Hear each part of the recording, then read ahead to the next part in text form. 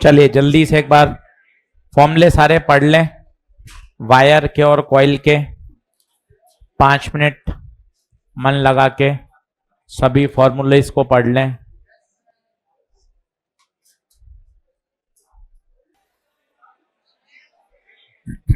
चलो बस संभालें। अब हैंड डालिए डायरेक्शंस, क्योंकि देखिए फॉर्मूला याद करना अपनी जगह है और डायरेक्शन को समझना बहुत जरूरी है। बिना डायरेक्शन आप ये नहीं पता लगा पाओगे ऐड कौन होगा सब्ट्रैक्ट कौन होगा। तसल्ली से पढ़ते हैं, है ना, अच्छे से मन लगा के। अपन सब एक्स्ट्रा मेहनत के लिए इकट्ठे हुए हैं ताकि अपन समय पर अच्छे से सिलेबस कर सकें। दो इंपॉर्टेंट बात होती है, समय पर सिलेबस करने के साथ साथ सिस्टमेटिक हो। केवल टाइम पर खत्म करना इंपॉर्टेंट नहीं है, वो तो कभी भी कर सकते हैं। हम लोग ही क्रैश कोर्स भी पढ़ाते हैं 30 दिन का, हम लोग 100 दिन का भी क्रैश कोर्स पढ़ाते हैं। 2 साल जब बच्चा 11वीं में आता है तो 11 12 2 साल में वही सिलेबस आपको 8 से 9 महीने में कराते हैं। तो मुद्दा सिलेबस नहीं है, आप इस बात का ध्यान रखिए। मुद्दा सिलेबस के साथ साथ प्रॉपर कंप्लीशन, वो भी मैटर करता है कि सर फरवरी में जब खत्म हो चैप्टर ईएमआई, एसी, ईएमडब्ल्यू, इलेक्ट्रोस्टैट्स, तब भी आप वही स्पीड रखो जो आपने रे ऑप्टिक्स में रखी है, वो मायने रखता है। तो हम उस तरफ बढ़ रहे हैं कि हम एक प्रॉपर तरीके से आपका सिलेबस करा सके, रादर देन कि सिर्फ ठप्पा लगा दें कि ले भैया सिलेबस हो गया अब आप फ्री। अच्छे से करें, उसके बाद आपकी अच्छे से टेक केयर भी करें। मार्च अप्रैल प्रॉपर मेजर टेस्ट सीरीज हो, डाउट काउंटर हो। अभी नीचे बेसमेंट में -1 में पूरा सेल्फ स्टडी काउंटर बना रहे हैं। अभी हमारा एक रूम में 2 रूम में चल रहा है, वहीं डाउट काउंटर भी बनेगा, वहीं सेल्फ स्टडी भी बन रहे हैं। अगले 7 से 10 दिन में वो एक्टिव हो जाएगा बेसमेंट -1 में, है ना। ताकि क्या होगा, वहीं आप बैठ के पढ़ाई कर सकते हैं, वहीं टीचर्स अवेलेबल हैं, वहीं आपने डाउट भी पूछ सकते हैं। तो प्रॉपर व्यवस्था कर रहे हैं ताकि अब अगले जो 5-6 महीने हैं ना, ये बड़े क्रूशियल हैं। भाई आप वीक में 2 दिन 3 दिन यहाँ आके बैठ के आपने डाउट सेल्फ स्टडी में पढ़ लिए, 250-300 बच्चा पढ़ रहा है तो आप भी अच्छे से पढ़ सकते हैं। कभी कभी ऐसा लगता है हॉस्टल में यार मन नहीं लग रहा अकेले बैठ के पढ़ाई करने का, यहाँ अपन 100 बच्चों को देखते हैं पढ़ता हुआ तो अपने अंदर से और पॉजिटिव एनर्जी आती है कि नहीं पढ़ो। तो एक अच्छा सा पूरा सिस्टमेटिक एक सेल्फ स्टडी जोन बना रहे हैं। टीचर्स वहां डाउट टाइम पर बैठेंगे, आप वहीं अपने डाउट भी क्लियर कर सकते हैं। तो इस तरह का प्रॉपर सेटअप कर रहे हैं। मार्च अप्रैल में proper 1 shot, proper revision, major test series सब अच्छे से प्लान करेंगे। अल्टीमेटली टारगेट ये है कि अच्छे से आपका पूरा साल हो और परीक्षा जब आप मई में दें तो बहुत अच्छी तरीके से दें। सही है, तो पॉजिटिव सोच के साथ मेहनत करिए, अपनी भी पूरी एनर्जी लगाइए तो मजा है। ये देखिए डायरेक्शन को रोज समझना है। पहला दिन था और आज चौथा दिन है, तो अभी मैं आपको कह रहा हूं डायरेक्शन में रोज समझाऊंगा आपको, एकदम ये दिमाग में सेट हो जाए। पहले मैं आपको बताता हूं, जैसे ये इस तरह से देखते जाना आप। ये ऊपर वाले 3 में क्या लगेगा, ठक ठक नियम। ऊपर वाले में क्या लगेगा, ठक ठक नियम। ये भी वायर है, इसमें करंट अंदर जा रही है और इसमें करंट बाहर आ रही है। इसमें जी सर आपका फंडा है सी से क्लॉक, सी से क्रॉस। कहीं भी आपको ऐसे कोई रूल नहीं, एकदम आपको सिस्टम बता दिया है कि ऊपर वाली अगर वायर की स्टाइल हो तो उसमें हमेशा क्या लगाइए, हमेशा क्या लगाइए, ठक ठक नियम। देखिए यहां क्रॉस, यहां डॉट। इतना क्लियर हो जाए कि कंफ्यूजन तो रहे ही नहीं। यहां क्रॉस, यहां डॉट, इधर क्रॉस, यहां डॉट। क्या ये बात ओके है? ये किसकी दिशा है, किसकी? मैग्नेटिक फील्ड की।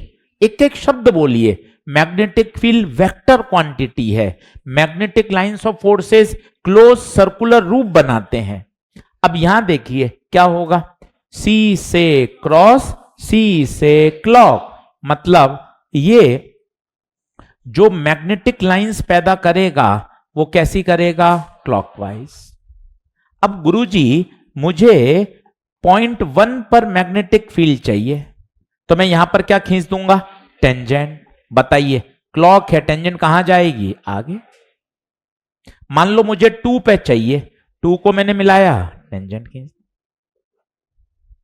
क्या हर चीज के बारे में बोल देंगे? बिल्कुल मजा आ जाएगा। ये है वायर जिसमें करंट अंदर जा रही है। जितना बोलते हैं उतना फिजिक्स से कनेक्ट हो पाते हैं। वायर में करंट अंदर जा रही है। वायर में करंट फ्लो होने से वायर अपने चारों तरफ मैग्नेटिक फील्ड पैदा करता है। ये कौन है? ये मैग्नेटिक लाइंस ऑफ फोर्सेस हैं, जो कि कैसे हैं इनकी दिशा? क्लॉकवाइज। जिस पॉइंट पर आपको मैग्नेटिक फील्ड चाहिए वहां पर क्या खींच दिया? टेंजेंट। इतना बोलना सीख गए तो मजा आ जाएगा। अभी 5 सवाल आपको जेई मेन के करके दिखाऊंगा सुबह सुबह, ताकि आपको लगे अरे यार कुछ भी ऐसा नहीं है। डॉट है तो क्या होगा? Anti clockwise. अब मान लो मुझे यहां चाहिए पॉइंट ए पर, इसको मिलाया, टेंजेंट कहां आएगा? नीचे। बताइए क्या ये वायर की सेटिंग क्लियर है? इसके अलावा किसी किताब में कोई पोजीशन नहीं है। या तो वायर प्लेन में होगा या प्लेन के परपेंडिकुलर होगा। सारे सवाल इसी से हल होंगे। इनफाइनाइट वायर का फॉर्मूला सबसे काम आता है, mu naught I by 2 pi. Semi infinite का formula mu naught I bye 4 पाई। ये सब मुख जमानी जितने याद होंगे उतना मजा आएगा। घर जाके शाम को 2 घंटे बायोसवर्ट लॉ पढ़, आज 4 लेक्चर हो जाएंगे। कॉपी पूरी पढ़, जेई मेन के आज क्वेश्चन कर, केवल टिक लगा। 15 प्रश्न करूंगा बस, पर 15 के 15 जेई मेन के और नीट के करूंगा, तो जो खुद को आत्मविश्वास बढ़ेगा। ऑल इंडिया लेवल के मैंने 15 क्वेश्चन कर लिए, 20 क्वेश्चन कर लिए, मेरा बायोसवर्ट लॉ मजबूत हो रहा है। ऐसे ही बातें आगे बढ़ेंगी और कोई शॉर्टकट नहीं है। ये कौन है बताओ? वायर। अब मैं आ रहा हूं कॉइल पर। ये कॉइल, ये सर्कुलर कॉइल, ये कॉइल, ये कॉइल। अब ये सर्कुलर कॉइल है। दिमाग में सेट करिए, यहां कोई ठक ठक नियम नहीं है। ठक ठक नियम वायर में लगता है। दोनों की सोचने का तरीका अलग है। ये वायर है, ये कॉइल है, इसका भी जुगाड़ है। सी से क्लॉक, सी से क्रॉस, ये क्रॉस। करंट यहां है, ये फील्ड है।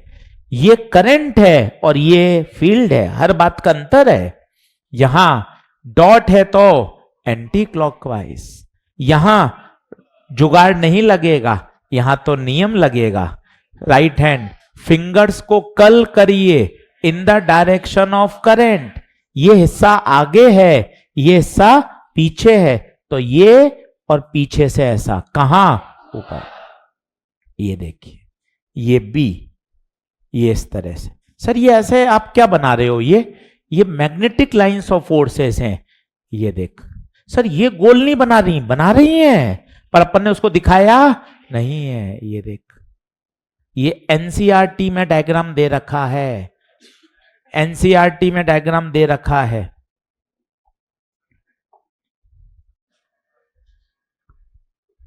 ये देखिए, क्या बात समझ में आ रही है? ये वाली फील करिएगा अच्छे से। ये डॉट डॉट का मतलब ये हिस्सा कहां है? पीछे। आगे से कहां जा रही है? ऊपर। आगे से ऊपर, पीछे से नीचे। क्या इधर आ रहा है? ये देखिए, क्या बातें समझ में आ रही हैं? ये 4-8 डायग्राम है, इसको आप रोज समझेंगे, आपको फील्ड क्लियर होगी। ये सब वायर हैं, ये सब कॉइल हैं। ये कॉइल कैसी रखी गई है ये वाली बताइए? ऐसी हॉरिजॉन्टल, ये वाली वर्टिकल। आपको आगे का हिस्सा दिख रहा है बेटे, पीछे का हिस्सा नहीं दिख रहा। ये कैसे रखी गई है? ये ऐसे, ऐसे रखी गई है। इसमें आपको पूरी कॉइल दिखाई दे रही है। बताओ क्या बात ओके है? इसके फॉर्मूले बोलो। पूरी कॉइल हो mu naught I bye 2r, N हो एन टर्न्स, सेमी हो mu naught I bye 4r, arc हो म्यू नॉट आई अल्फा बटे। फॉर्मूले और डायरेक्शन दोनों मजबूत से तैयार होंगी तब जाके क्वेश्चन हिट होगा। कुछ भी कमी रखोगे सवाल फंस जाएगा। एक बार लिख, 5 मिनट लगा, अच्छे से नोट कर, रोज समझ डायरेक्शन, मुझे कोई दिक्कत नहीं है। अगले लेक्चर में फिर सिखाऊंगा। डायरेक्शन में तेरा दिक्कत नहीं होनी चाहिए, एकदम शानदार डायरेक्शन आती है सर, कोई कंफ्यूजन नहीं। अच्छे से लिख, अपने लिए पढ़ रहा है, खुद के लिए पढ़ रहा है, ये बात ध्यान रख, और तगड़ा आगे बढ़ना है।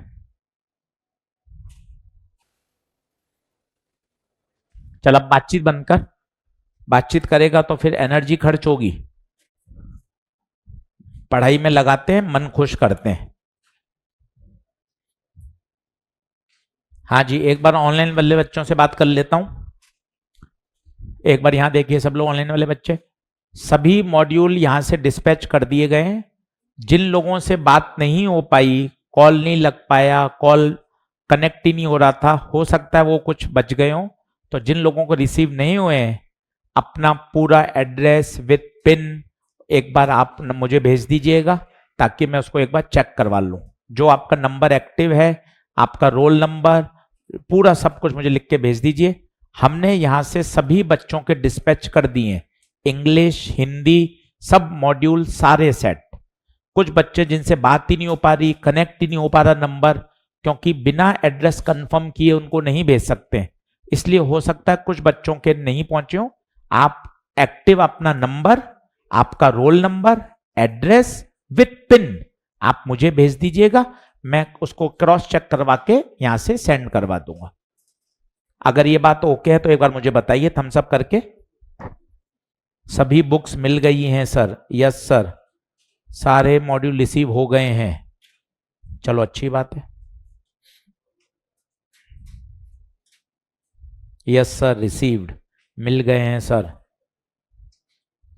डन सर, आ गए हैं, चलो अच्छी बात है, रिसीव्ड। जिनको नहीं आए वो मुझे प्लीज बता दीजिएगा, है ना अनुज, आप मुझे बता दें मिल गए हैं सर, यस सर, रिसीव, चलो अच्छी बात है। तो भैया दिमाग में बैठा, बातचीत बंद कर। इधर कौन? वायर, ये कौन? Circular coil. अब डीपीपी खोल, 5 सवाल जेई मेन के करके दिखा रहा हूं तुझे। डीपीपी नहीं मिली? अच्छा, अभी बिटवाते हैं, अभी बटवा देते हैं। चलो चेंज करूं भैया, जल्दी आओ, 1 मिनट लो, फटाफट आओ।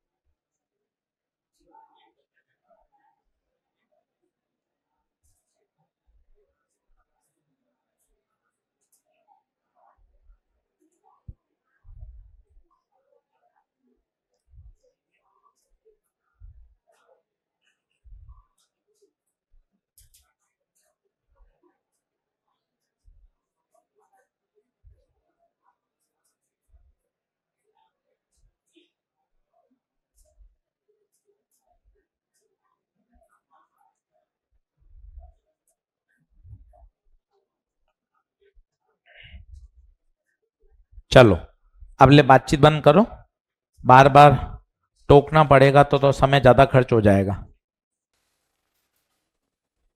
अब ये थोड़ा कठिन सवाल है, क्योंकि ये 3 डायमेंशनल डायग्राम है, तो जब तक आप इसको कनेक्ट नहीं कर पाओगे तब तक ये सवाल हल नहीं होगा। और AIPMT में आया हुआ है तो काम का भी है। अब इसको थोड़ा सा समझना पड़ेगा, पहले आप डायग्राम बना ले।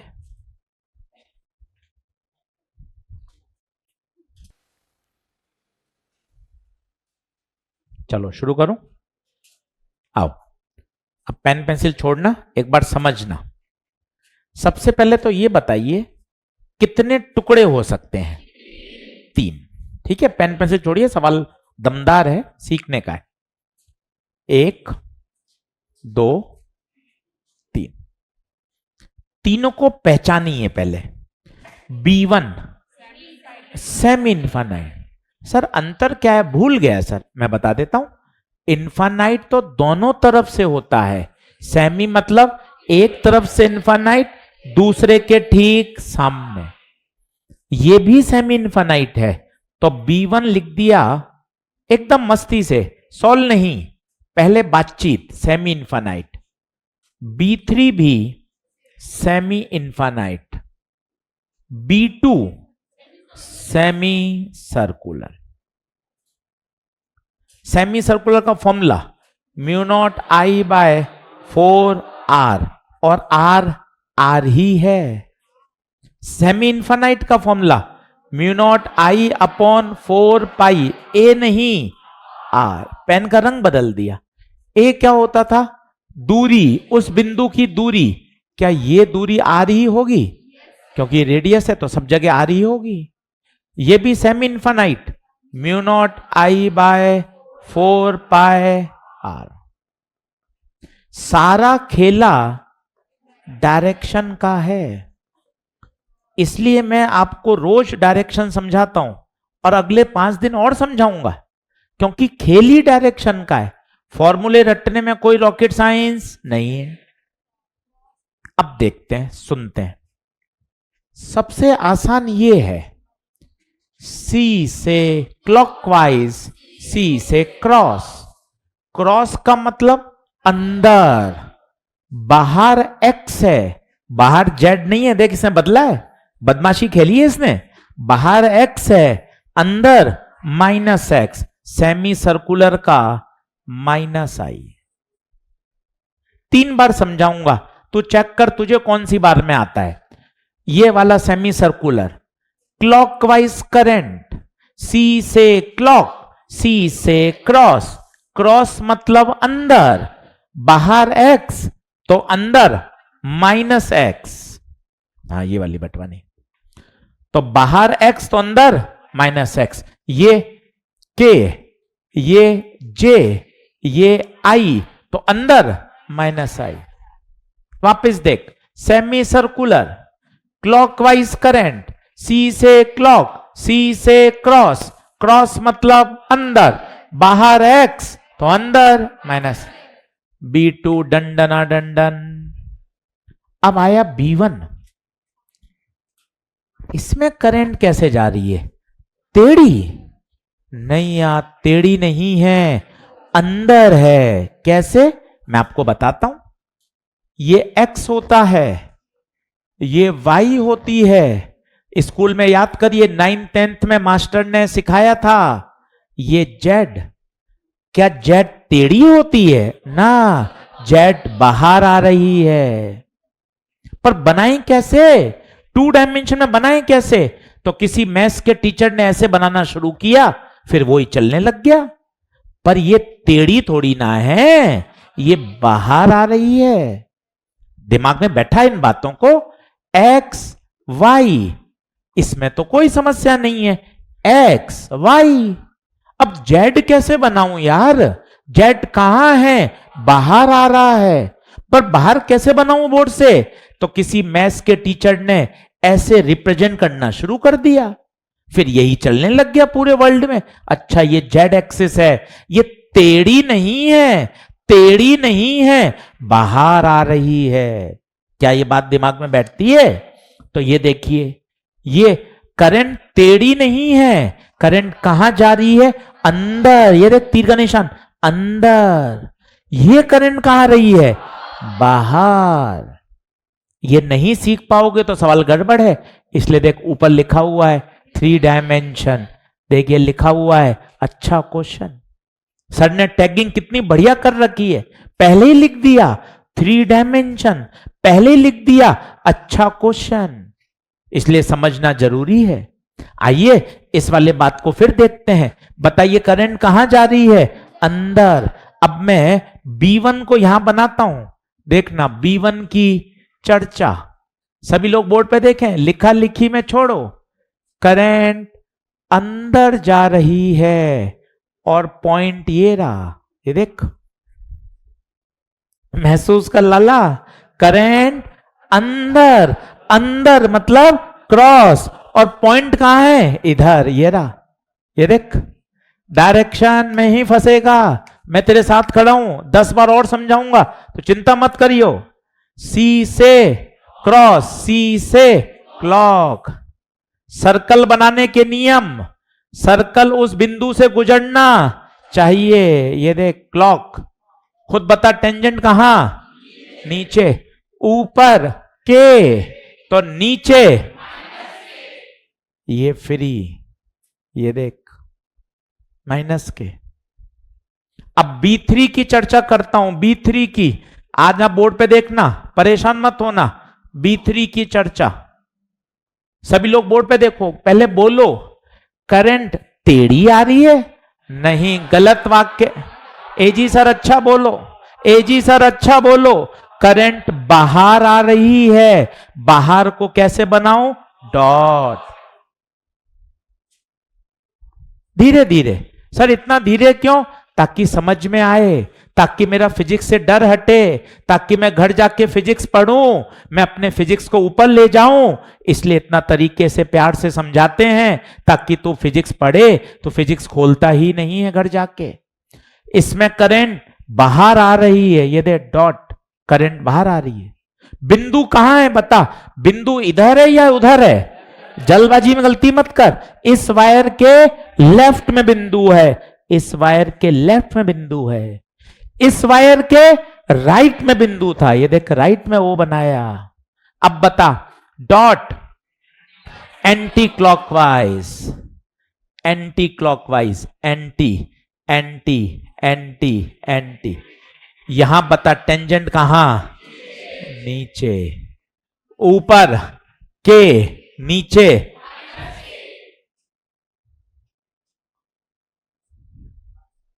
बहुत ही A1 सवाल, फॉर्मूले में कोई दिक्कत नहीं, खेला ही कहां है, डायरेक्शन। अब कौन जोड़ेगा और कौन घटेगा, इसमें अब चिंता नहीं है। क्यों, आपने सबकी क्या लिख दी, डायरेक्शन। अब सीधा इनको क्या कर दें, वेक्टर सम। जैसे मैं आपको बोलता 2 न्यूटन और 3 न्यूटन का रिजल्टेंट बताओ, तो आप पहले पूछते सर पहले इनका एंगल बताओ। पर अगर मैं लिख दूं 2i और 3j, तो आप कहोगे अरे सर अब तो दोनों को जोड़ दो। ये क्या है, वेक्टर सम। ऐसा लिखने के बाद कोई एंगल नहीं पूछेगा, ऐसा लिखूंगा तो आप मुझसे क्या पूछोगे, एंगल। पढ़े लिखे हो वैसा व्यवहार भी करो, केवल 10वीं 12वीं की मार्कशीट लेके घूमते रहोगे, उसका फायदा क्या है। पढ़े लिखे हो तो वैसा व्यवहार करो ना, कि 2 और 3 का रिजल्टेंट गुरुजी नहीं निकालूंगा, पहले इनका क्या बताओ, एंगल, क्योंकि फोर्स वेक्टर क्वांटिटी है। पर अगर वेक्टर फॉर्म में लिख दूंगा तो सीधा ऐड हो जाएगा, क्योंकि वेक्टर फॉर्म में तो सीधा ऐड किया जा सकता है। यहां देख, क्या अब मुझे इनकी डायरेक्शन पूछनी चाहिए, नहीं, क्योंकि ऑलरेडी किसमें लिखी हुई है, वेक्टर फॉर्म। अब बता बी नेट क्या होगा, B1 plus B2 plus B3। कैसा सम, वेक्टर। नोट कर, स्टार लगा और वहां लिख, इसे घर पर 3 बार करना पड़ेगा, तब दिमाग में घुसेगा।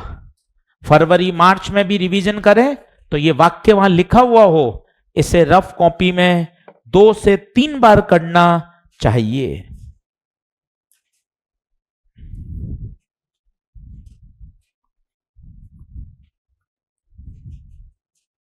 बताइए, ऑनलाइन वाले बच्चे बताओ, पहला स्लाइड है बेटा, पहला क्वेश्चन है प्रांजल। ऑनलाइन वाले बच्चे बताओ, क्या बात समझ में आई। सारा खेल पता है इन 2 वायर का था, मैं उनको हाईलाइट करता हूं बेटा, ये वाला वायर, बस तू इसको समझ, और घर जाकर आज 1.5 घंटा 2 घंटा बायो सवट को लेकर बैठ, कि सिर्फ बायोसैवर्ट के फॉर्मूले, बायोसैवर्ट की डायरेक्शन, क्लास नोट्स और 15 से 20 क्वेश्चन करूंगा, 2 घंटे टारगेट, क्यों नहीं क्लियर होगा यार? बोल, पहले गलत बोल ताकि हंसी आए। करंट टेढ़ी जा रही है, टेढ़ी ना, टेढ़ी नहीं है, टेढ़ी नहीं है, करंट अंदर जा रही है, इसमें करंट बाहर आ रही है। पहले उसको मजाक में ले ले ताकि थोड़ा फनी हो जाए। सर करंट टेढ़ी नहीं है, करंट अंदर, उसमें करंट बाहर, अंदर मतलब क्रॉस और बाहर मतलब लाला डॉट।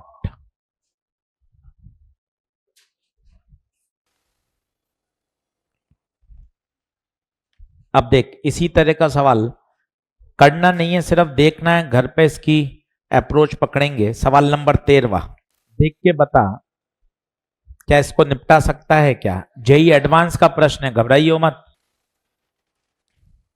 अब 2-3 आपको क्वेश्चन करके दिखाता हूं जिससे आपको फील आती जाए।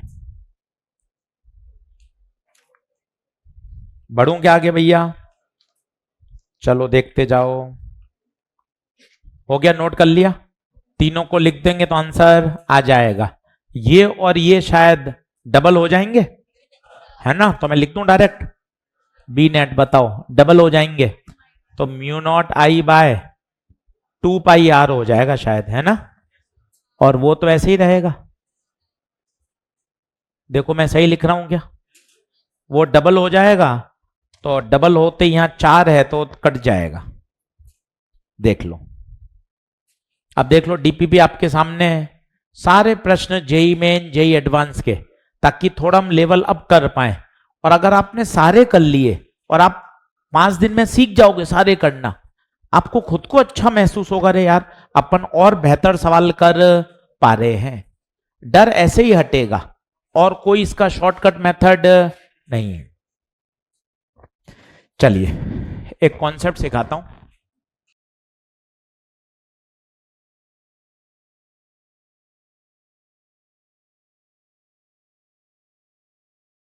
लिखें, शुरू करो। चल, अब पेन पेंसिल छोड़, बोर्ड पे देख। मेरे पास एक वायर है जिसकी लंबाई L है, constant length wire, having current I। ठीक है, अब बोर्ड पे देखना, इसको मैंने एक लूप में बदल दिया। ये ऐसी बातें हैं जो पूरी फिजिक्स में हमेशा आनी चाहिए, हर जगह लगती हैं। अब सोच, इसको एक लूप में बदला तो बता क्या होगा? ये जो L है वही तो क्या बन गया? 2 पाई आर। भाई ये सरकमफ्रेंस कहां से आई? इस वायर की लंबाई को ही तो तूने ऐसे मोड़ा, तो इसकी सरकमफ्रेंस कितनी? 2 पाई आर। वो किसके बराबर? L। जरूरी थोड़ी ना है आपने 1 टन आप हो सकता था आप इसको 2 टन बना दो। तो बताओ रेडियस वही रहेगी या बदल जाएगी? बदल जाएगी। 2 टन लगाने तो थोड़ा छोटा हो जाएगा। अब बताओ L क्या होगा? अब क्या होगा बताओ? L 2 पाई आर नहीं, 2 ट्वाइस। क्यों? 2 लूप। जरूरी थोड़ी ना है कि आपने आपने 2 लूप बनाए, मान लो आपने N लूप बना दिए, N लूप बना दिए। अब बताना कोशिश करके, L बराबर 2 पाई आर, 1 लूप होता, 2 लूप होते N। बातें समझ में आ रही हैं? एक वायर है, उस वायर को बदला 1 लूप में तो 2 पाई आर, या 2 लूप में बदलेंगे ट्वाइस ऑफ 2 पाई आर, या N लूप में बदल दिया N into 2 pi are.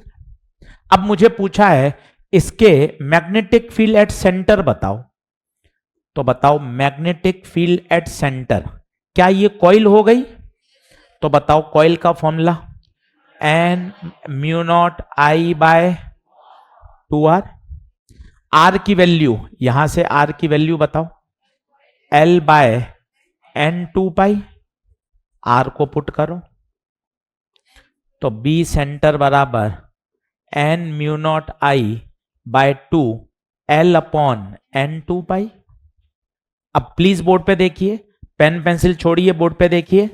Mu naught constant, current constant, 2 constant, L constant, why L constant, constant length, L constant है, 2 पाई कांस्टेंट, N कहां जाएगा? इसका मतलब B इज प्रोपोर्शनल टू। ये इतना शानदार कॉन्सेप्ट है, सवाल को चुटकियों में सॉल्व करेगा, पर कब लगाना है ये मायने रखता है। इंपॉर्टेंट तो यही है कि कब लगाना है।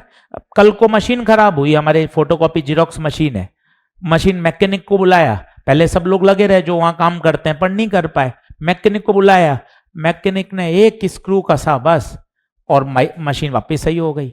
बिल बना दिया भाई ने 1000 या कोई 1200 ऐसे कुछ। वो स्क्रू कसना, पर भैया कौन सा स्क्रू कसना है, वही तो उसी का तो पैसा है, तभी तो वो इंजीनियर है भाई। बाकी जो सब ऑपरेटर थे वो नहीं कर पाए, लगे रहे वो 2 घंटे तक, जबकि वो पूरे दिन मशीन में वही काम करते हैं, फोटोकॉपी करना, जीरोक्स करना, पेपर डीपीपी सब निकालना, पर नहीं कर पाए। पर भाई उसने सही कौन सा स्क्रू कसना है, कहां उसकी एडिटिंग करनी है, उसी बात के लिए तो वो इंजीनियर है भाई। तो फॉर्मूले याद तो है, पर कहां कौन सा यूज करना है, यही तो आपकी इंटेलिजेंसी है कि सर ये कब लगाऊं N स्क्वायर। जब आपके पास ऐसा तामझाम हो, एक वायर है, उस वायर को एक कॉइल में लपेट दिया, तब उसमें क्या लगाओ, B is proportional to N square. एक मैं आपको लैंग्वेज पढ़ के दिखाता हूं, उसके बाद में आप नोट करना। सवाल नंबर 7वां देखो, सवाल नंबर 7वां देखो, हल नहीं करना है, सिर्फ पढ़ो 2-2 3-3 बार ताकि दिमाग में बैठे, सिर्फ पढ़ो, हल तो मैं कराऊंगा। तो वो बात पकड़, एक वायर है, पहले उसको एक लूप में बनाया, फिर उसको N लूप में बनाया, तो जैसी ऐसा आए तुझे तुरंत क्लिक करना चाहिए, B इज प्रोपोर्शनल टू, पहला एक लूप बनाया तो N की जगह 1, बाद में N लूप बनाए, N रेशियो ले ले, क्या जाएगा 1/N स्क्वायर, सीधा आंसर। इतना पॉपुलर है ये सवाल, पर तुझे ये बात याद आ जाए कि जब भी ऐसा प्रश्न आए, ये इसलिए तो शॉर्ट नोट काम के हैं, इसलिए तो रिवीजन काम का है। एक सामान्य बच्चा, अच्छा बच्चा पढ़ने वाला इसको इस तरह से करेगा, पर जिसको ये तरीका पता है वो 10 सेकंड में फ्री, कि हाँ सर ने मुझे सिखा रखा है, एक वायर को कभी भी ऐसे मोड़ते हैं तो याद रखिए B is proportional to N square, सीधा आंसर आ जाएगा। पहले आप नोट करिए, फिर 2 सवाल करके दिखाता हूं। रटिए मत, चीजों को लॉजिकली समझिए। लिखते समय इस बात को मन में बोलिए, एक कांस्टेंट लेंथ का वायर था जिसमें I करंट फ्लो हो रही थी, फिर हमने उसको लूप में बदल दिया। Now we have to calculate magnetic field at centre.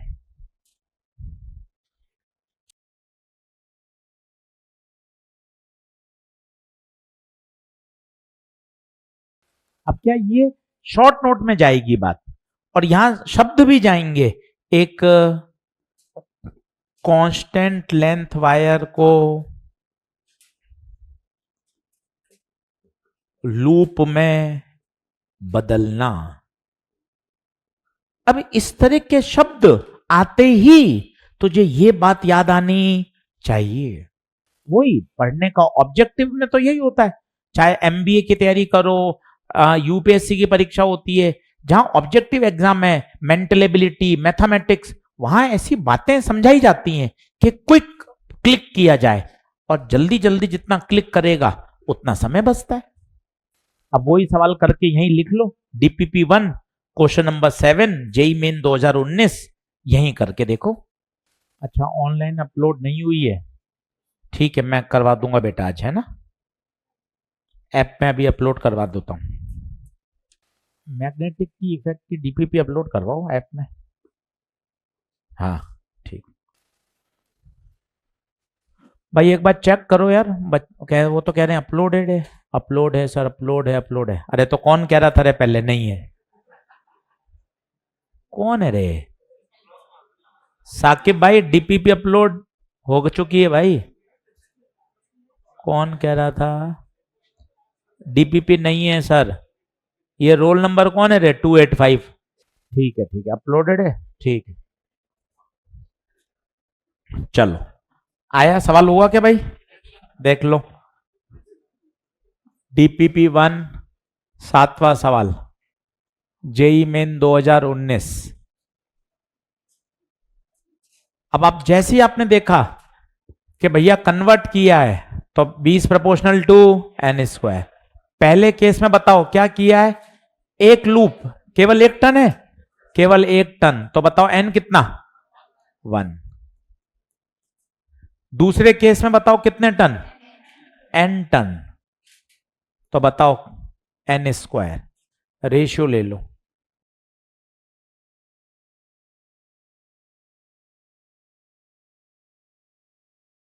कितना आसान सवाल हो जाएगा। ऐसा ही मॉड्यूल में खोलिए एक्सरसाइज 1.2, एक्सरसाइज 1.2 क्वेश्चन नंबर 7 और 18।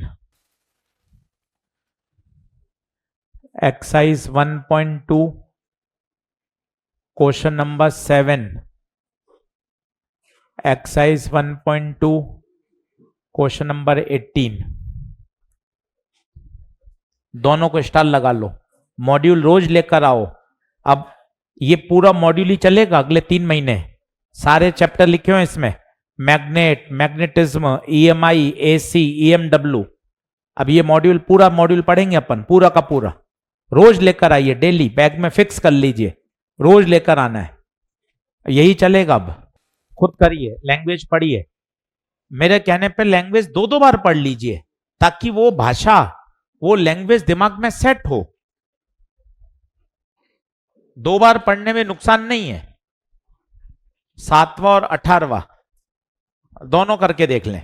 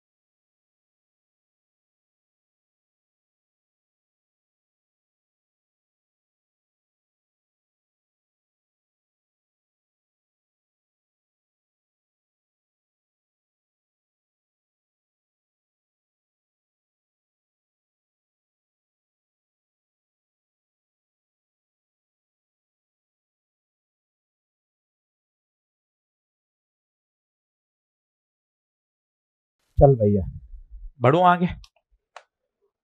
देख भाई दोनों एक है, 7वां 18वां। 7वां क्या कर रहा है? स्टार लगा के रख लेना और 7वें के पास लिख लेना सेम एज दैट ऑफ 18, ताकि क्या होगा बाद में रिवीजन करने में आसानी रहती है।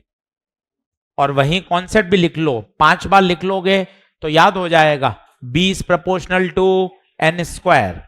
अब देखो वो कह रहा है पहले 1 टन बनाया और फिर बाद में 2 टन बना दिए। कितना आसान हो रहा है। अब देखो आप 20 प्रोपोर्शनल टू एन, पहले 1 टन बाद में 2 ton.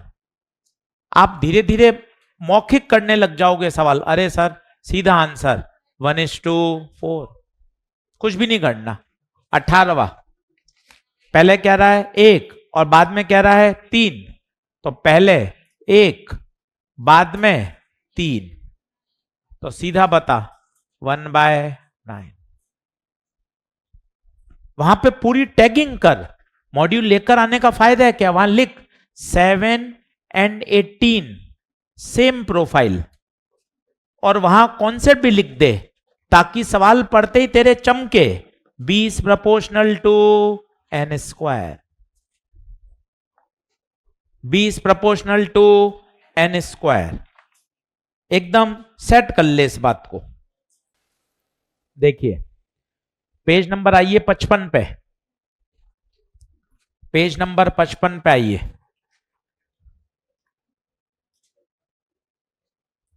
Question number 10, NEET 2016। Language पढ़िए 2-2 बार, 3-3 बार, ताकि वो लैंग्वेज ऐसी दिमाग में सेट हो जाए कि परीक्षा में देखते ही क्लिक करे। बताओ खुद क्या, पहले कह रहा है 1 टन तो बी है, और बाद में n टन हो जाए तो बताओ, कर सकते हो? तो पहले जब 1 टन था तो मैग्नेटिक फील्ड कितनी थी? 1 स्क्वायर। बाद में n टन हो गया तो फील्ड बताइए बी डैश, वो कितनी हो जाएगी? n square. दोनों का रेशियो ले लो, तो बताओ बी डैश कितना? n square B. अब देख तेरे पास 3 प्रश्न हो गए, एक जेई मेन का आया। अब तुझे बात एकदम क्या होनी चाहिए? सेट हो जानी चाहिए। तीनों सवाल देख ले अच्छे से, कॉपी में लिख ले, बाकायदा लिख, exercise, question number, page number, एकदम सिस्टमेटिक, कि वापस पढ़े तो एक एक चीज याद आ जाए। बताइए, यहां तक ओके है तो आगे बढ़ूं? पीछे पीछे बात बंद कर भाई, बात करता रहेगा फिर पढ़ाई कब करेगा? तो ये लैंग्वेज क्या याद हो गई क्या? एक बार बोल लो, अगर किसी वायर को एक सर्कुलर कॉइल में घुमा दें तो फॉर्मूला क्या लगाएंगे? B is directly proportional to n square. क्या बोलो ओके है? चलो अब एक और अच्छा क्वेश्चन देखते हैं, कर रहा हूं नेक्स्ट।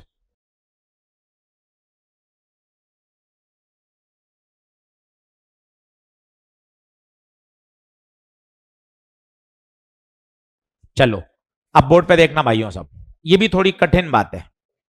मेरे पास एक वायर है जिसमें करंट आई है, इन्फानाइट वायर है। अब थोड़े से परेशान करने वाले सवाल आ रहे हैं, है ना, जिसमें दिमाग अप्लाई होगा, मजा भी आएगा।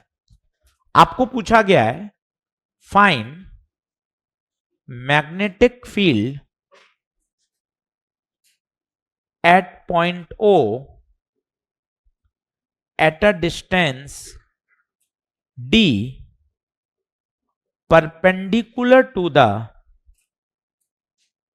plane containing the wire। अब 2-2 3-3 बार समझिएगा। इन्फानाइट वायर है तो पहले तो इन्फानाइट वायर का फॉर्मूला याद कर, म्यू नॉट आई अपॉन 2 पाई ए। परेशानी इसमें है ही नहीं, परेशानी तो सारी किस में है? डायरेक्शन। तो सर इसमें ठक ठक नियम लगा दो, बिल्कुल सही है, यहां क्रॉस और यहां, पर तेरा पॉइंट कहां है वो देख, मजेदार। पॉइंट इस प्लेन में है ही नहीं, पॉइंट है हवा में। ये देख, find magnetic field at point O which is at a distance D perpendicular to the plane. Point तेरा बाहर है यहां। अब यहां मैग्नेटिक फील्ड कैसे निकाल लूं? अगर मेरा पॉइंट यहां होता, अगर मेरा पॉइंट यहां होता तो मैं बोल देता क्या होता? क्रॉस। यहां होता डॉट, पर यहां पॉइंट है ही नहीं, पॉइंट कहां है? बाहर। महसूस करिए ऐसा, अगर ये वायर 3 डायमेंशन है, थोड़ा दिमाग पे जोर पड़ेगा, मजा भी आएगा, तभी तो रैंक आएगी, नहीं तो भीड़ में से लड़ोगे कैसे? ये वायर प्लेन में है, ये रहा वायर, पॉइंट अब प्लेन में नहीं है, प्लेन के हवा में है, ये है। यहां कैसे पॉइंट निकालें? तो रूल हर जगह काम करेगा। आजा बोर्ड पे देख, मोबाइल छोड़, व्हाट्सएप देखता रहेगा, कुछ नहीं होगा, बोर्ड पे देख, वही मेन रूल, करंट ऊपर ऐसे, 3-3 बार समझना, ऐसे घूम रहे हैं, ये देखिए, ये अब फील करना तो अच्छे से, ऐसी घूम रही है, ऐसे, इधर से अंदर, इधर से बाहर। यहां जब आऊं तब रोकना मुझे, इधर इधर देखना, यहां से अंदर, यहां से बाहर, इधर रुकूंगा, यहां पे टेंजेंट खींचूंगा तो बता कहां आएगा, आगे। आगे मतलब एक्स एक्सिस, तो पता है आंसर आएगा mu naught I by 2 pi D I cap. हो सकता है तेरे ऊपर से गया हो 100%। मैं तुझे 2 बार समझाता हूं और अलग अलग तरीके से सिखाता हूं ताकि तुझे थोड़ा सा मेंटल पीस मिले कि सर ये मुझे बात नहीं समझ में आई कि कैसे हुआ। पहली बात तो इसी को 2 बार समझ, तुझे यही अच्छा लगेगा। पहले मुझे बता ठक ठक नियम, इधर से क्रॉस, इधर से डॉट, यहां से लाइंस अंदर, यहां से बाहर, अंदर बाहर, अंदर बाहर, पॉइंट यहां पर है, ठीक है, अंदर बाहर, इधर आके रुक गया। बता टेंजेंट कहां आएगा, आगे। टेंजेंट आगे मतलब आई कैप। सर ये मेरे समझ में नहीं आया है जी सर, आप कोई दूसरा मेथड बताओ ताकि मैं खुश होके जा सकूं। मेरे पास दूसरा मेथड है, मैं तुझे वो बताता हूं, सेकंड मेथड। फिर तुझे पहला मेथड अच्छा लगने लग जाएगा। बायो सवर्ट की वेक्टर फॉर्म dB बराबर म्यू नॉट अपॉन 4 पाई आई dl क्रॉस r बटे r क्यू। सुनो सुनो, अभी इस पर आएंगे, ये वेक्टर फॉर्म होती है। अब dB की वही डायरेक्शन होती है जो किसकी होगी, dl क्रॉस r। तो dl क्रॉस r की डायरेक्शन निकालते हैं। dl की डायरेक्शन क्या होती है, dl की डायरेक्शन करंट की डायरेक्शन होती है। अभी अगला सवाल जेई मेन का इसी से सॉल्व होगा। करंट बता कहां जा रही है, कुछ नहीं होता तो ये x होता है, ये y होता है, ये z। कुछ नहीं गिवन हो, अगर गिवन ही है, जैसे इस सवाल में गिवन था, तब अपने मन से नहीं लेंगे। बात को समझिए। 2026 मई में पेपर रखा है, 3 मई को संडे को, ध्यान से देखिएगा। अगर गिवन है तो वही लेना पड़ेगा, पर अगर कुछ नहीं गिवन है मेरे बेटे, कुछ नहीं गिवन है, तो ये मानिए एक्स वाई जेड। आराम से देख लीजिए, तसल्ली से फीस जमा कराइए, पूरा आनंद लीजिए, बढ़िया पढ़ के जाइए अच्छी तरीके से। कि नहीं यार एजी सर को पूरा पैसा दिया, बढ़िया सिखा रहे हैं सर। एक्स वाई जेड देख ले, एकदम कुछ गिवन नहीं है तो ये वाली एक्सेस चलती है। आगे आई, इधर जे, इधर के। अगर कुछ नहीं गिवन है तो ये स्टैंडर्ड कार्टेशियन कोऑर्डिनेट सिस्टम कहलाते हैं, यूनिवर्सल यही चलते हैं। अगर उसने दे रखा है तो भैया फिर मैं वो फॉलो करूंगा। ठीक है गुरुजी, कुछ कुछ बातें समझ में आ रही हैं। अब आओ सर वापस, आप तो डीएल क्रॉस आर बताओ। डीएल, डीएल की डायरेक्शन, डीएल वेक्टर की वही डायरेक्शन होती है जो करंट की होती है। करंट कहां, ऊपर, ऊपर कौन, जे कैप। धीरे धीरे DL J cap. R cap, R cap का मतलब पॉइंट कहां है, पॉइंट कहां है, बाहर। बाहर कौन सी है, जेड, जेड बोले तो के कैप, के कैप। अब मैं निकाल लूंगा DL cross R, J cross K, I जे के। तो बता जे क्रॉस के, देख वही आ रहा है, वही आ रहा है। पर तू जब इसको 2 बार देखेगा तो तुझे ये अच्छा लगने लग जाएगा। आजा वापस समझ, टेंशन मत ले, वापस देख। वायर, अपनी समझाने की इच्छा है, आपको आगे बढ़ाना है, फिजिक्स सिखाने की इच्छा है, आपकी टीम की तरफ से खेल रहा हूं, आपको जिताऊंगा, विरोधी टीम का हिस्सा नहीं हूं, तो आप चिंता मत करिएगा।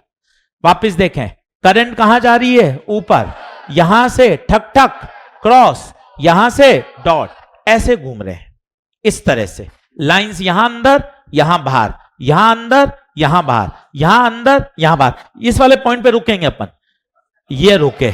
अब बता टेंजेंट कहां, आगे, टेंजेंट आगे, आई कैप। क्या बातें समझ में आ रही है, लिखना शुरू कर। फिर एक और कराऊंगा, फिर इन दोनों का मिक्सचर बताऊंगा।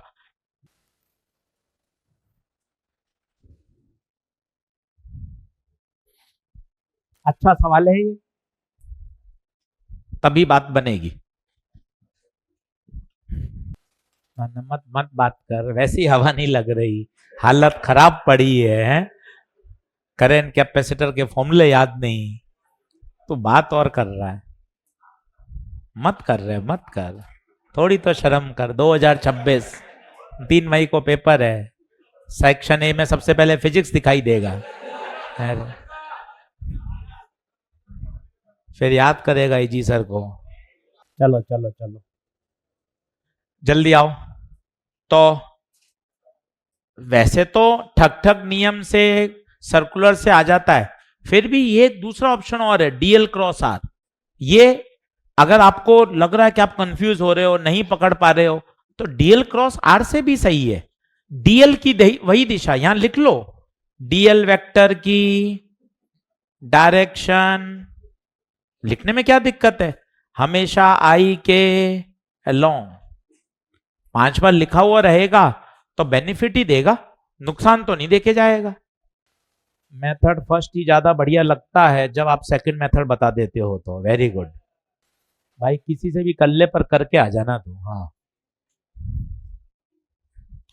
अब एक पार्ट दे रहा हूं आपको अगला, ठीक है? आप सोच के आना, भी अभी बताना है। चेंज कर दूं क्या? देख लो, चेंज कर दूं क्या? जल्दी आओ।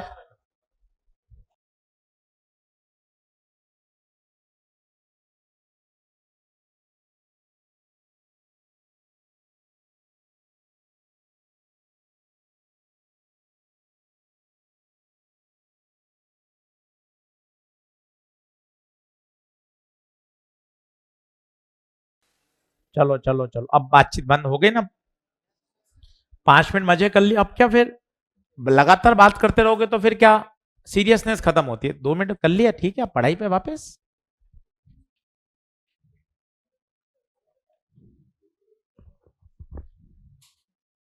चलो वापस तुरंत पढ़ाई पे स्विच करना बहुत जरूरी होता है, ताकि क्या क्लास का माहौल पढ़ाई वाला रहे। 1-2 मिनट ठीक है, रिलैक्स कर लिया, वापस पढ़ाई पे आ जाओ। अब खुद करके देखना, बिल्कुल वैसा ही मुझे चाहिए, और दोनों मेथड से करो। 10 मिनट लगा लो, अभी 10 मिनट खर्च करना ज्यादा अच्छा है। बाद में रिवीजन में परेशान होना कोई फायदा नहीं है। अभी पहले आप सोच लो, फिर मैं बताऊंगा। फंसोगे, कोई दिक्कत नहीं है ही तगड़ा सवाल। अब दिमाग पे जोर पड़ेगा, ठीक है ना यार? अच्छा ही है, गलत होगा होगा, कौन से भी नंबर मिल रहे हैं यार। करें सोचे, चल भाई बोर्ड पे देख, तेरी बातचीत से ज्यादा अच्छा सवाल है, ठीक है ना? मुझे बता कहां फंस रहा है, बिंदास बता, मैं सिखाऊंगा। पहले ठक ठक नियम से बता, यहां क्रॉस, यहां डॉट, क्या इतना पकड़ पाया? क्रॉस का मतलब फील्ड लाइंस अंदर जा रही हैं और ऊपर से बाहर आ रही। फील्ड लाइंस में ऐसी बना रहा हूं, ये देख, यहां से कहां जा रही है? अंदर, और ऊपर से कहां आ रही है? बाहर, ये देख। और ऐसा नहीं बनाना चाहे मत बना, अगर तुझे इससे कंफ्यूजन होता है तो छोड़।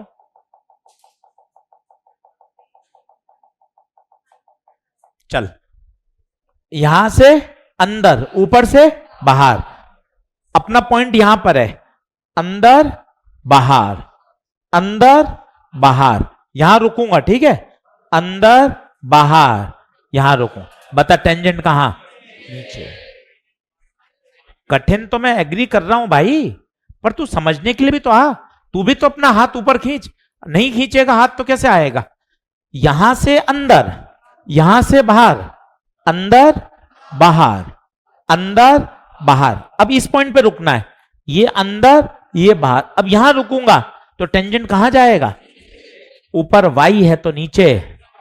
तो बता आंसर आएगा μ0I/2πd। अब मान ले तेरे ये नहीं समझ में आया, हो सकता है नहीं आ रहा, तो सर अपन दूसरा करते हैं, dl क्रॉस r। ये भी छोटा है, ये बड़ा नहीं है। तू 5 बार इसको लगाएगा ना, तुझे ये भी अच्छा लगने लग जाएगा। dl क्रॉस r, dl की कौन सी दिशा? I की दिशा है। I बता, I x में, I कैप। बिंदु कहां है? बाहर, z में, k, I क्रॉस k, तो I j k, I cross k उल्टा -j। ये भी मेहनत करके 20 सेकंड में किया जा सकता है, ऐसा नहीं है। और ये तो इतना जबरदस्त है, ये रिलैक्सिंग है, इसमें ज्यादा नहीं सोचना है। इसमें तो अंदर फिर बाहर फिर यहां नीचे गड़बड़ हो सकता है।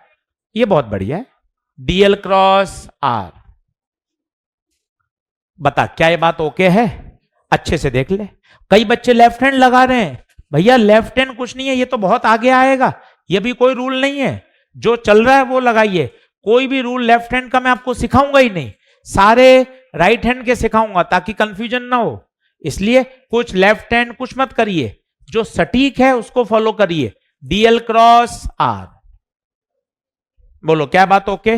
अब पढ़िए तगड़ा सवाल, डीपीपी नंबर 1 8वां। बहुत अच्छा सवाल, ये नीट में भी रिपीट हुआ है। अब ये इन दोनों सवालों का मिश्रण है। हाँ जी,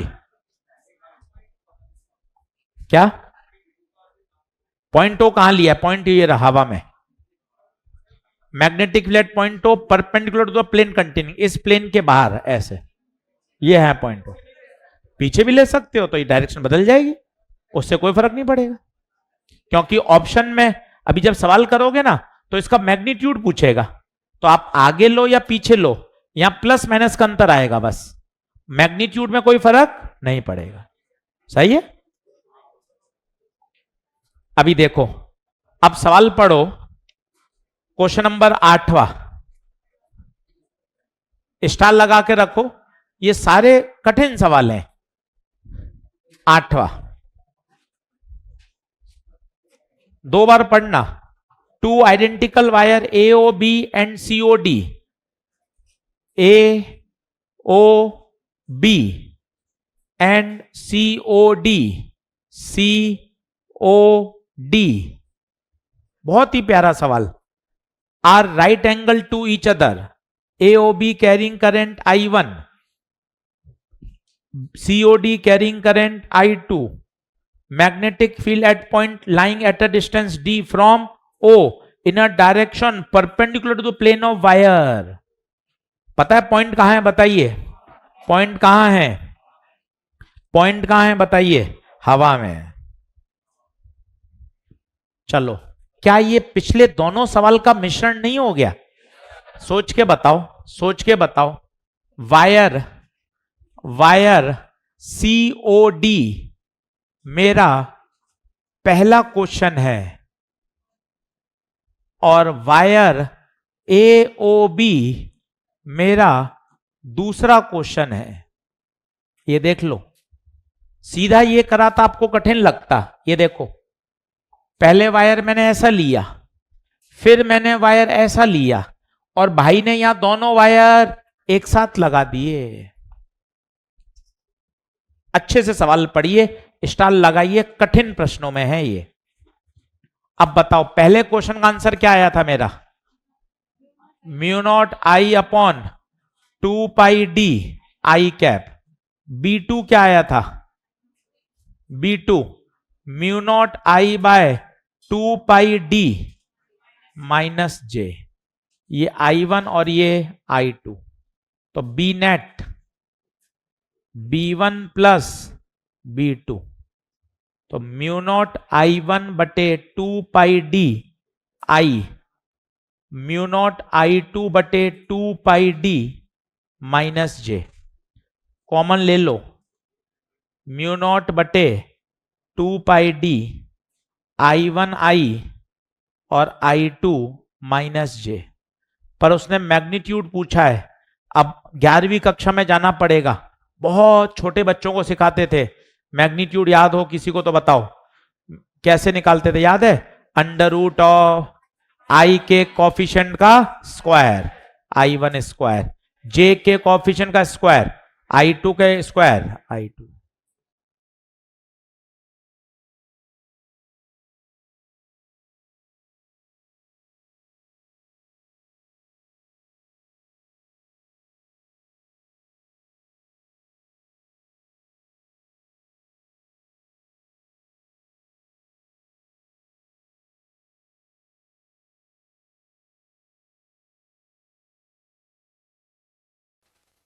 एओबी में, अच्छा ठीक है, कोई फर्क नहीं पड़ता, यहाँ I1 I2 आगे पीछे भी हो जाएगा तो कोई फर्क नहीं है। हाँ, यहाँ चेंज करना चाहते हैं, एओबी में कितनी है I1, ठीक है, ठीक है, यहाँ I1 कर दूं, कोई फर्क नहीं पड़ेगा वैसे, ये I2, ये I2 और ये I1।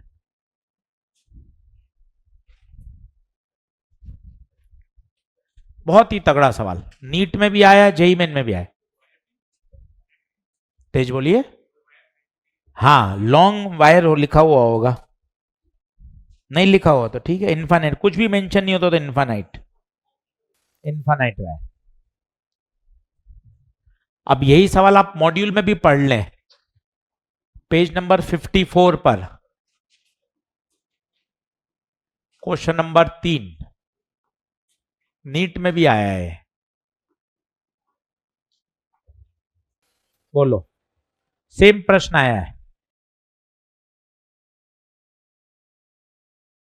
ये लिख लेना, ये मेरा पहला क्वेश्चन था, ये वायर, ये दूसरा क्वेश्चन था, दोनों का मिक्सचर है ये। सर आज खूब पढ़ाई का सामान आ चुका है, कहां सर मैं मोबाइल में और टाइम पास करूंगा, आप देखो सर, इतने तगड़ी तगड़ी बातें आ चुकी हैं सर। पहला सर 3 डायमेंशनल सवाल, सर ये भी नीट का सवाल सर, तगड़ा, मोबाइल छोड़ बोर्ड पे देख भाई। दूसरा सर ये कॉन्सेप्ट तगड़ा, वायर को अगर कॉइल में तोड़ दूंगा तो 20 proportional to n square, sir ये दूसरी बात आपने अच्छी बताई। सर तीसरी बात आपने सिखाई सर, तीसरी बात सिखाई सर ये वाली, कि अगर पॉइंट कहां हो, हवा में हो। 3 कॉन्सेप्ट में सर 1.25 घंटा लग गया, और तीनों सवाल नीट में, जेई मेन में, सब जगह रिपीट हुए हैं, एक ही सवाल, ये सवाल दोनों में आया, n स्क्वायर वाला सवाल जेई मेन में भी आया, नीट में भी आया, 3 डायमेंशन वाला सवाल ये आपने नीट का कराया था, आईआईटी एडवांस में भी आया, तो ये मोस्ट पॉपुलर है, हर किताब में, हर मटेरियल में ये घूमते फिरते रहते हैं, तो तुझे ये सब आने चाहिए, ये ऑल इंडिया लेवल के फेमस क्वेश्चन है। वायर को लूप में तोड़ दिया, B proportional to n square, 3 dimension वाला सवाल, वायर पॉइंट हवा में हो, जितनी बार ये घर पे लिख लिख के करेगा तब याद होगा। अभी तूने बहुत अच्छा समझ लिया, 15 दिन बाद पूछ लूंगा मैं तेरे से, भाई तो अटक जाएगा, मान के चल, अभी तुझे इतना अच्छा समझ में आया, केवल रिवीजन बचाएगा, बाकी कुछ नहीं हो सकता।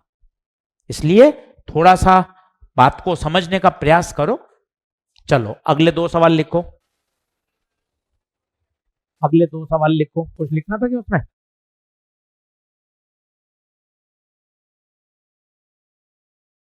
पूरा नहीं हुआ था ये? और ये भी देख लेना एक बार, पेज नंबर 54 पे थर्ड, पेज नंबर 54 पे थर्ड, बोलो क्लियर है क्या? हाँ, वेक्टर मेथड इजी है बिल्कुल, डीएल क्रॉस आर अगर समझ में आ जाता है ना तो वो बहुत अच्छा लगता है, डीएल क्रॉस आर। सेम सवाल आया है, देख लो आप। चलो आगे बढ़ रहा हूं भैया, चलो एक अच्छा कॉन्सेप्ट सीखो।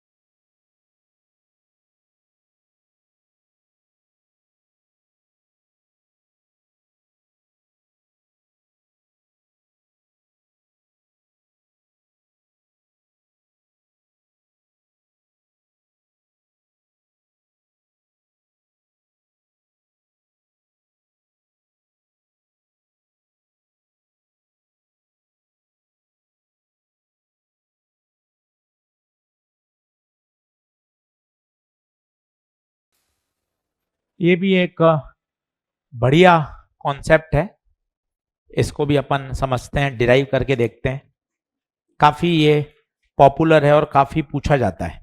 अब इसका क्या मतलब है ये सब अपन समझते हैं। पहले आप लिख लीजिए पूरा कॉन्सेप्ट।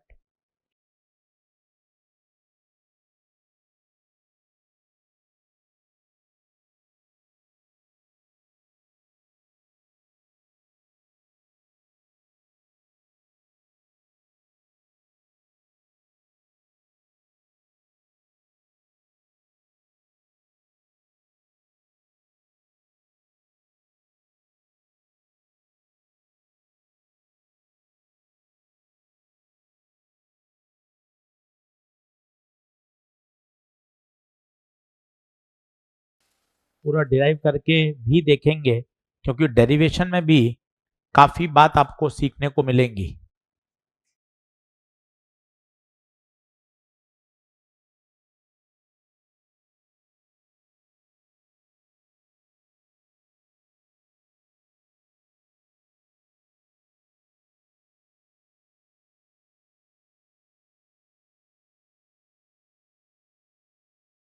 चलो अब बिल्कुल शांत हो जाओ, एकदम जीरो, बिल्कुल साइलेंस एकदम आ जाए बैच में।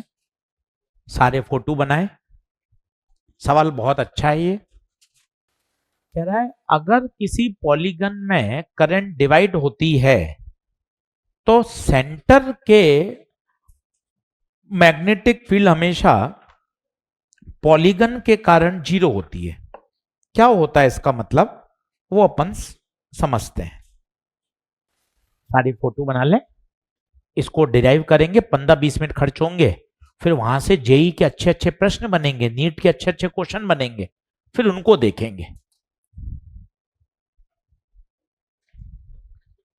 तो पहले तो आपको स्टैंडर्ड सेंटेंस समझ में आए।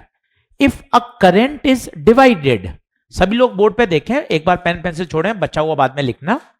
करंट आई, बोर्ड पे देखें, करंट आई यहां आके क्या हुई, divide. Polygon means square, triangle, hexagon, pentagon. Polygon में डिवाइड हुई। If a current is divided, current I divide हुई, बशर्ते पॉलीगन किसका हो, मतलब ये पूरा एक ही वायर हो, एक ही मटेरियल का हो, यूनिफॉर्म एरिया हो, तब यहां से करंट इधर गई वापस यहां निकल गई, तो सेंटर पे मैग्नेटिक फील्ड हमेशा क्यों होगी अभी देखेंगे। अच्छा व्हाट अबाउट इसका बताइए। अरे सर इसकी तो एक्सिस है। व्हाट अबाउट इसकी भी एक्सिस है, तो नेट जीरो हुई। ये देखिए बार बार वही शब्द बोलिए, करंट आई डिवाइड हुई और वापस बाहर निकल गई, तो सेंटर पर zero. Sir what about this part, अरे इसका तो जीरो ही है, इसका भी जीरो है। इसका बताइए, करंट आई डिवाइड हुई, सेंटर पे जीरो। सर करंट आई और डिवाइड हुई, सेंटर पे जीरो। पर ध्यान से सीखना, पॉलीगन के कारण तो जीरो है, पर वायर का जीरो है क्या, लेट मी चेक। इसका बताइए, ऊपर क्रॉस तो इसका डॉट, इसका क्रॉस तो ऊपर डॉट। पॉलीगन के कारण जीरो, पर क्या बी नेट जीरो होगा। बात कठिन हो गई, बात कठिन हो गई। पॉलीगन का तो सदैव जीरो, पॉलीगन का तो सदैव जीरो। व्हाट अबाउट वायर, यहां वायर का भी जीरो था, तो नेट जीरो हुआ। वायर का भी जीरो था, तो नेट जीरो हुआ। पॉलीगन के कारण, सर्कल के कारण तो जीरो है, पर वायर का कंट्रीब्यूशन है, क्रॉस तो डॉट, क्रॉस तो डॉट। अब बताओ एट ओ क्या जीरो होगा। इसी बात को मैं तवज्जो देता हूं, अगला देख रहा हूं, आपका मन खुश हो जाएगा।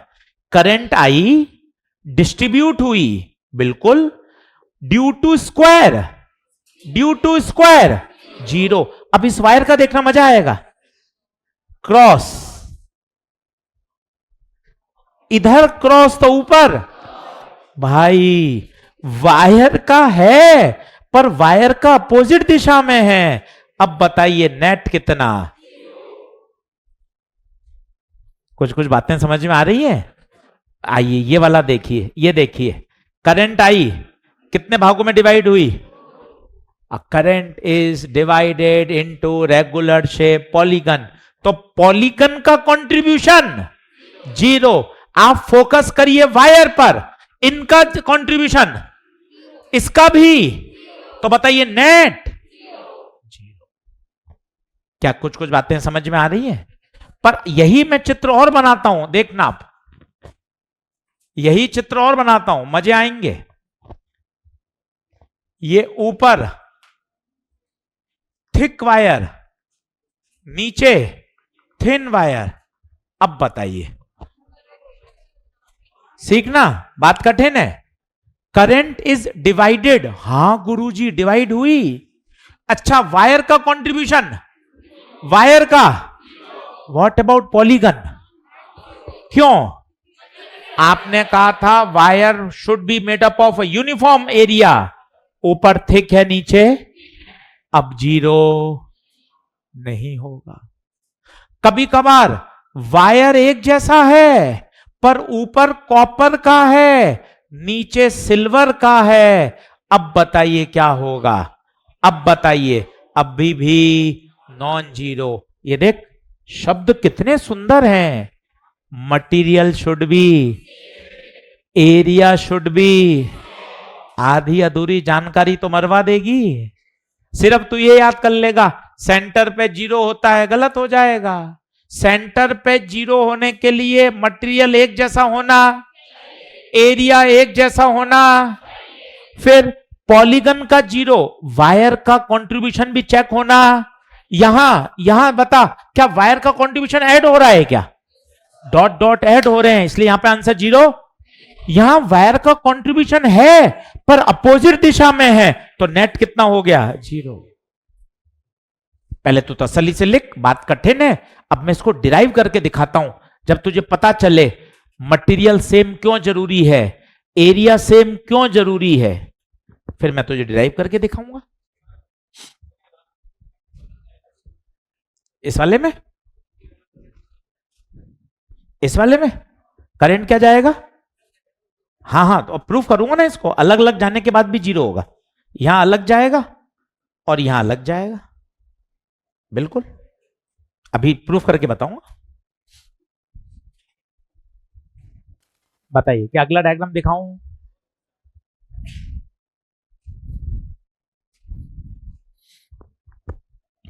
आसान चैप्टर है इलेक्ट्रोडायनेमिक्स, ऐसा कठिन नहीं है। सिस्टमेटिक पढ़ लोगे पूरा इलेक्ट्रोमैग्नेटिज्म, ये तूफान कहलाता है। इसके अंदर होते हैं 8 chapter, electro, current, capacitor, magnet, magnetism, EMI, AC, EMW. Electromagnetism NEET में फिजिक्स का सबसे जबरदस्त और बड़ा यूनिट है। 2 मॉड्यूल पूरे पूरे कहलाते हैं इसके, मॉड्यूल 4 और मॉड्यूल 5।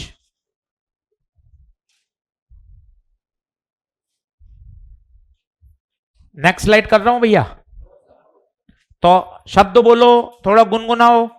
करंट आई कितने पार्ट में डिवाइड हुई? 2 पार्ट में। वायर कैसा होना चाहिए? यूनिफॉर्म। मटेरियल, एरिया, तो बताइए net magnetic field due to polygon, due to wire का तो मैं हर बार क्या कर लूंगा? चेक कर लूंगा। यहां बताइए वायर का 0, इस वायर का, पॉलीगन का, तो नेट भी। बहुत बढ़िया, ऐसे चिल्लाइए।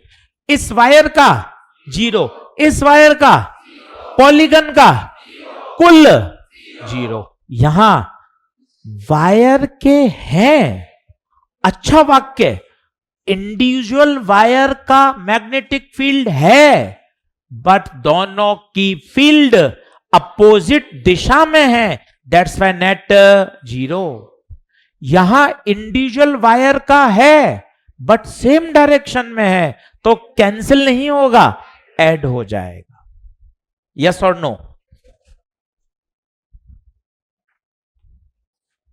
अगली स्लाइड कर रहा हूं भैया, 10 सेकंड और अगली स्लाइड लगा रहा हूं।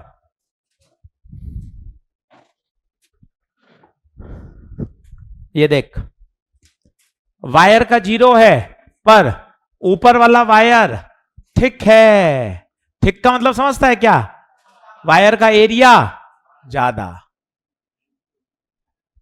यहां ऊपर वाला वायर कॉपर का है, एरिया सेम है पर मटेरियल डिफरेंट है।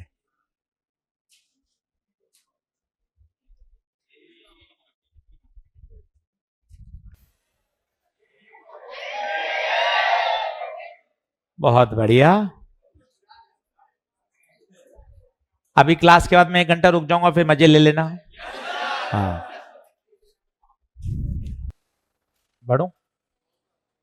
आज ईमानदारी से 2 घंटे बायोसवट लोग बायोसवट लॉ को लेकर बैठेगा, कॉपी को लेकर बैठेगा, तब चीजें समझ में आएंगी। और कोई बीच का कोई रास्ता नहीं है, अब नहीं तो फिर कभी नहीं है। करूं, नेक्स्ट करूं, शुरू कर रहा हूं भैया। चल देखो, अब इसका डेरिवेशन भी बहुत आवश्यक है। अच्छा, इसी में एक अच्छा सवाल भी याद आ रहा है, जरा देखना आप, देखना देखना।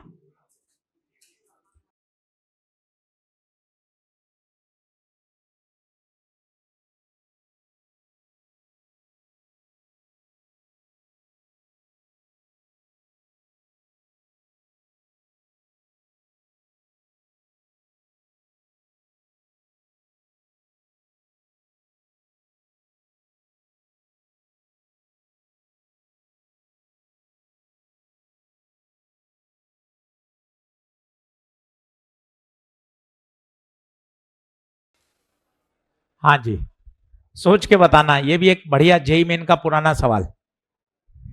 इसमें बताइए, क्या सेंटर पे 0 होगा क्या? कारण देखिए क्या है, ऊपर और नीचे का कॉम्बिनेशन सेम बन गया है, मोटा वायर प्लस सेम नीचे भी मोटा प्लस पतला का कॉम्बिनेशन बन रहा है। इसका मतलब यहां सेंटर पर 0। यहां देखिए, यहां देखिए, यहां नॉन यूनिफॉर्मिटी बन रही है, ऊपर दोनों मोटे वायर है, नीचे दोनों पतले वायर हैं, करंट इक्वल डिवाइड नहीं होगी। तो बताइए यहां सेंटर पे 0 नहीं हो। ये भी एक बार सवाल बढ़िया पूछा जा चुका है। पतला मोटा कैसे भी आप कर सकते हैं। मान लो आपने इधर यहां मोटा वायर लगाया और यहां मोटा वायर लगा, अब बताइए, सोच के बताइए, सोच के बताइए, तुक्का मत मारिए, करंट को सोचिए। करंट करंट एक ऊपर जाएगी और एक ऊपर, उसके पास कैसा कॉम्बिनेशन है, पतला प्लस मोटा, नीचे भी वही सेम कॉम्बिनेशन है। इसका मतलब करंट इक्वल डिवाइड होगी। यहां भी बताइए, ये भी एक अच्छा सवाल है, उसी का क्वेश्चन का ही एक्सटेंडेड वर्जन है, उसी क्वेश्चन का एक्सटेंडेड वर्जन है।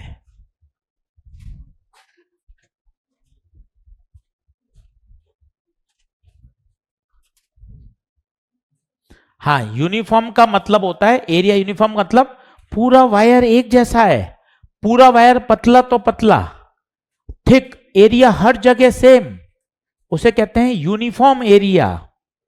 ठीक है बेटा, ऑनलाइन जिसने बच्चे ने डाउट पूछा है वो उसको बता रहा हूं, एरिया यूनिफॉर्म। बढ़ूं क्या आगे?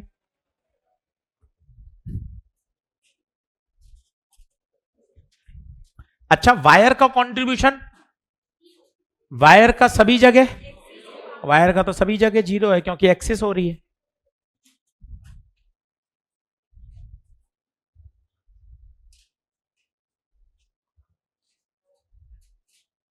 शुरू करूं, जल्दी आ जा। अब उसका डेरिवेशन करवाता हूं जिससे तुझे वो बात समझ में आ जाए। आज देखना ईमानदारी से, मैं तुझे डीपीपी 1 का सवाल होमवर्क में देता हूं, तो करना, सोचना, और प्रश्न बनेंगे तुझे हैप्पीनेस मिलेगी। सारे जेई मेन के सवाल हैं, लिख होमवर्क। डीपीपी 1 और सोचना, ये अनगिनत डायग्राम वाले सवाल बन सकते हैं पर कॉन्सेप्ट अनगिनत नहीं है। डीपीपी 1 पहला, डीपीपी नंबर 1 पहला, दूसरा, तीसरा, चौथा, पांचवा, इसके बाद 7, 8, 9, 11, 12, 13, ये डीपीपी नंबर 1, ये डीपीपी 1 सारे प्रश्न जेई मेन के। अब इसी में लिख मॉड्यूल, मॉड्यूल एक्सरसाइज 1.2, एक्सरसाइज 1.2 सवाल नंबर पहला, दूसरा, 7, 8, 9, 10, 11, 12, 13, 14, 15, 16, 17, 18, 19, 20, 21, 22, 23। इसके इतने बायो सवर्ट लॉ के सवाल नहीं करेगा, तेरा कॉन्फिडेंस आएगा ही नहीं। तो 10-15 सवाल से खुश मत हो, मन में मान के चल 50-60 सवाल मुझे बायो सवर्ट लॉ के आने चाहिए। जेई मेन के, नीट के, एनसीईआरटी के मॉड्यूल, हर तरीके का सवाल सिखाओ सर, अपने आप आपका कॉन्फिडेंस बढ़ेगा। चलिए होमवर्क लिख लें भाई, चलो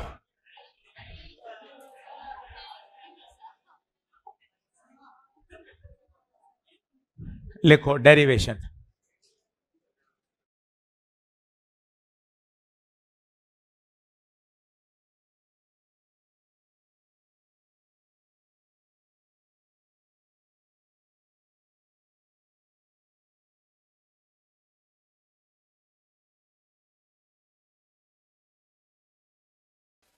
ले आ, लास्ट कॉन्सेप्ट समझ ले, फिर उसके बाद छुट्टी करेंगे। डेरिवेशन आजा बोर्ड पे समझ। एक, बिल्कुल बिल्कुल, सबके हॉस्टल में समोसा भिजवाऊंगा अभी कोरिया से। तो अब आपको प्रूव करना है सेंटर पे मैग्नेटिक फील्ड क्या है, 0। अब बिल्कुल बातचीत बंद कर दो, बोर्ड पे देखते जाओ। डेरिवेशन, फॉर्मूले, डायरेक्शन सब काम के, आंसर तो 0 ठीक है, पर डेरिवेशन इसलिए समझा रहे हैं ताकि इसके अंदर काफी सारी बातें पकड़ में आएंगी। बोर्ड पे देखते जाना। अब बता, ये करंट आई कितने भागों में टूटेगी? क्या बराबर बराबर टूटेगी? ऊपर लंबा पार्ट है, नीचे छोटा पार्ट है, ठीक है। इसका कंट्रीब्यूशन बताएगा इस टुकड़े का, इसका, ये तीर का निशान लगाया, हटा। इसका बता, ये तीर का निशान लगाया, हटा। अब ऊपर का एक टुकड़ा B1, नीचे का टुकड़ा B2। ध्यान से देखता जा, आपसी बातचीत छोड़। ऊपर बता, क्लॉकवाइज, C से क्लॉक, तो B1 क्रॉस। एंटी क्लॉकवाइज, चीजें मैंने ग्रैब कर रहा हूं धीरे धीरे, अपने आप को मजबूत बना रहा हूं। इस हिस्से का 0, इस हिस्से का 0, clockwise cross, anti clockwise dot. मन में और बातें आ रही हैं, पक्का पक्का घटेंगे, दिशा अपोजिट है। अब किसी तरह से मुझे इनकी क्या निकालनी आनी चाहिए, वैल्यू। ये कौन है, सर्कल है क्या पूरा, सेमी है क्या, आर्क है, आर्क। आर्क का फॉर्मूला म्यू0 I अल्फा बटे, अल्फा के कहीं दर्शन ही नहीं हो रहे, अल्फा कहीं दिख ही नहीं रहा। इसका मतलब एंगल को हटाओ, एंगल को हटाओ, आर्क बटे रेडियस, आर्क बटे रेडियस। तो फॉर्मूला आ गया म्यू नॉट आई एल बटे 4 पाए। ये सब चीजें मैं डेरिवेशन से सिखाना चाहता हूं तुझे। आंसर तो मुझे भी पता है, बी जीरो से काम हो जाएगा, पर इतनी बातें सीखेगा ना तो कठिन सवाल में तेरी मास्टरी बनेगी। फिजिक्स को में तुझे चैंपियन बनना है, ये चीजें सीखनी पड़ेंगी कि अच्छा एंगल, एंगल कहीं दिख ही नहीं रहा यार, तो एंगल को हटा दिया यार, ये बात सीख ली। एंगल को कैसे हटाते हैं, आर्क अपॉन रेडियस, यहां फॉर्मूला लिख लिया ताकि मुझे डर नहीं लगे, सर मेरा पूरा ध्यान रखते हैं, साइड में लिखवा भी दिया आर्क बटे रेडियस। माना ऊपर की लंबाई L1, माना नीचे की लंबाई L2। कितनी है नीचे की लंबाई, ये देख, ये वाली, ये कितनी है L2। क्या कुछ बातें समझ में आ रही है? पहले इतना लिख तसल्ली से, अभी इसमें और कॉन्सेप्ट लगेंगे। मुझे अल्फा के दर्शन नहीं हो रहे थे, मुझे अल्फा समझ में नहीं आ रहा था, मैंने अल्फा को ही हटा दिया, अल्फा को हटा दिया, एंगल बराबर आर्क अपॉन रेडियस। ठीक है, अब बता, मुझे सोच के बता, करंट आई, ऊपर का रेजिस्टेंस मैंने मान लिया R1 और नीचे का मान लिया R2। मुझे ईमानदारी से बताना,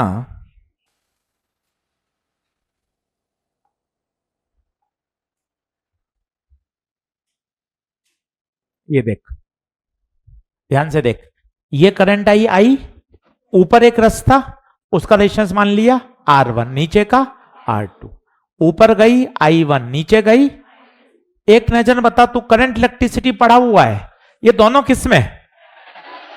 पैरेलल। बता हाँ है, पैरेलल में क्या सेम?